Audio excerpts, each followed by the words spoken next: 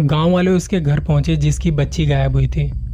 अब बात यह है कि अगर आप गांव में गए हो कभी तो वहाँ जो घर होते हैं उन्हें मिट्टी से पोतते हैं। उस दिन उस घर में यही किया गया था, सिर्फ एक कमरे को छोड़कर जिसमें घर वाले सो रहे थे। अब रात को जो आया था और बच्ची को जो लेके गया, वहाँ मिट्टी के लेप में उसके पैरों के निशान छूट गए। लोगों ने देखा तो वहाँ किसी के चलने के निशान थे और जो चल रहा था उसके दाहिने पैर का अंगूठा गायब था। अब लोगों का शक यकीन में बदल गया कि चुड़ैल ही हमारी बच्ची को लेके गई है। अब सब अपनी अपनी तरफ से जो भी हथियार लेके जा सकते थे वो लेके चल दिए उस चुड़ैल के वहाँ।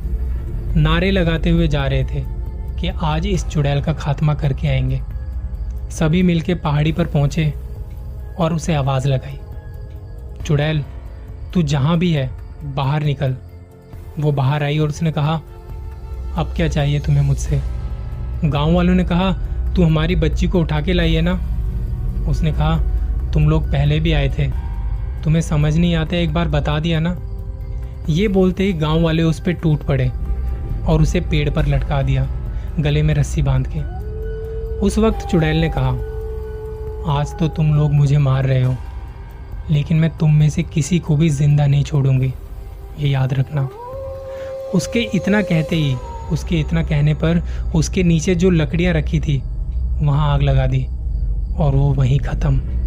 उस दिन के बाद गांव वालों ने उस पहाड़ी के चारों तरफ तारबंदी कर दी, उस इलाके को एकदम से सीज कर दिया और वहां ये ऐलान कर दिया कि कोई चाहे कहीं भी जाए पर उस पहाड़ी की तरफ कोई नहीं जाएगा।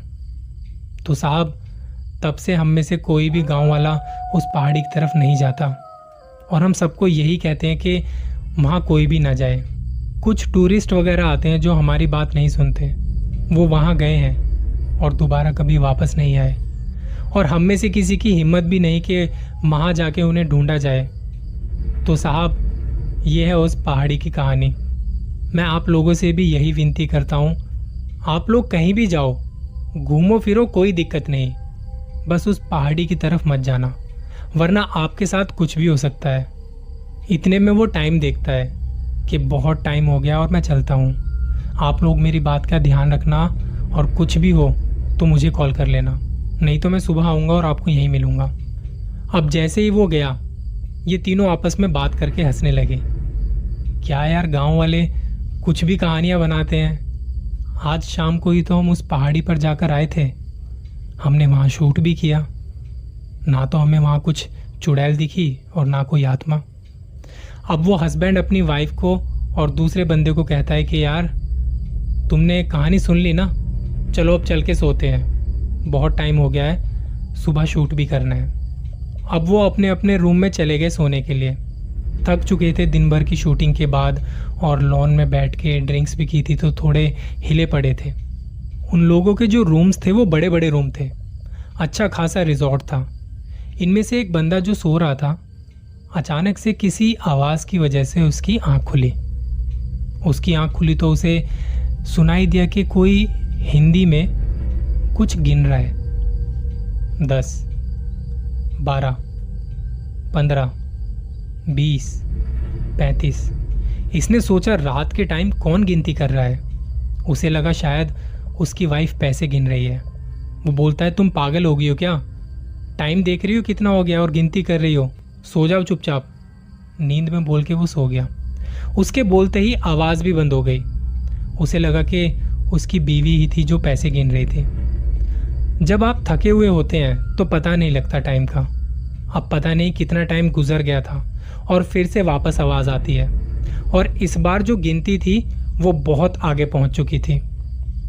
29,000, 29,001, 29,002, 29,003।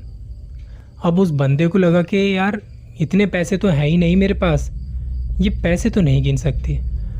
उसने नींद पे ऐसे ही बेड पे हाथ मार के देखा तो वहाँ कोई नहीं था। उसने अब आंखें खोली और देखा तो सच में बेड पे कोई नहीं था। उसने आवाज़ लगाई अपनी वाइफ को तो वो आवाज़ आना, वो गिनती की आवाज़ बंद, एकदम सन्नाटा। वहाँ कमरे में लाइट बहुत कम थी उस वक्त, बस कहीं कोने में एक छोटा सा बल्ब जल रहा था और उसकी हल्की हल्की सी रोशनी पूरे कमरे में फैल रही थी। वो उठा और उसने उसी रोशनी में अपनी आंखों को साफ किया। और जब उठते हैं तो आंखों को थोड़ा टाइम लगता है रोशनी के हिसाब से देखने में। अब उसे रूम में कुछ कुछ चीज़ें दिखने लगी। अब जो उसकी वाइफ की आवाज़ आ रही थी, वो गिनती की आवाज़। उसने रूम में चारों तरफ देखना शुरू किया। देखा तो रूम में कोई नहीं दिखा। अब ऐसे देखते देखते एक कोने पे जाके उसकी नज़र रुक गई। उसको लगा कि कोने में कोई खड़ा है। उसने थोड़ा और ध्यान से फोकस किया तो सच में कोने में कोई खड़ा था, पर उसे ठीक से दिखाई नहीं दे रहा था। बल्ब की लाइट जो थी उसके चेहरे तक पहुंच नहीं रही थी। उसने और थोड़ा फोकस करने की कोशिश की तो जो भी वहां खड़ा था वो निकलकर बाहर आ गया। उसने देखा तो एक बूढ़ी सी, डरावनी सी दिखने वाली एक बुरी सी औरत खड़ी थी, जिसकी चमड़ी लटकी हुई थी और उसकी नाक लटक रही थी। जैसा उस बाबा ने बताया था ठीक वैसे ही दिख रही थी। दोनों आमने सामने आ गए और उनकी नजरें मिली। उसे देखते ही चुड़ैल मुस्कुराई तो उसके गंदे दांत भी बाहर आ गए। और इतना देखते ही वो बंदा बेड पर बेहोश हो गया। उसके बाद क्या हुआ इसे कुछ नहीं पता। सुबह जब वो उठा तो वही बूढ़े आदमी ने उसे उठाया कि साहब उठो। उठते ही उसने बोला कि मेरी वाइफ कहाँ है। तो बाबा बोलते, साहब आप पहाड़ी पर गए थे क्या? वो बोलता, ये सब छोड़ो, मेरी वाइफ कहाँ है? बाबा जी ने कोने की तरफ इशारा किया जहाँ वो खड़ी थी। रात के वक्त वो खड़ी थी वो औरत। अब वहाँ कुछ लोग खड़े थे और वो जाके देखता है तो उसकी वाइफ की डेड बॉडी पड़ी थी। अब उसकी डेड बॉडी में ध्यान देने वाली बात ये थी कि उसके सर पर एक भी बाल नहीं था।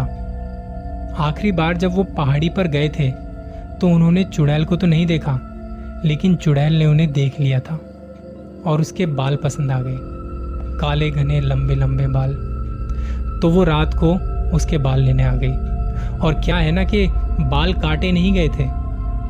10, 12, 1000, 2000, 28,000, 29,001, 29,002। तो वो जो गिनती चल रही थी वो बाल निकालने की गिनती चल रही थी। वो गिनती की शुरुआत वहाँ से हुई थी। आप कहीं भी घूमने, कहीं बाहर जा रहे हैं तो आपसे अगर कोई कुछ कह रहा है कि वो जगह अच्छी नहीं है, सेफ नहीं है, चाहे वो हॉन्टेड हो या किसी भी वजह से हो, तो उनकी बात सुने, ध्यान से सुने।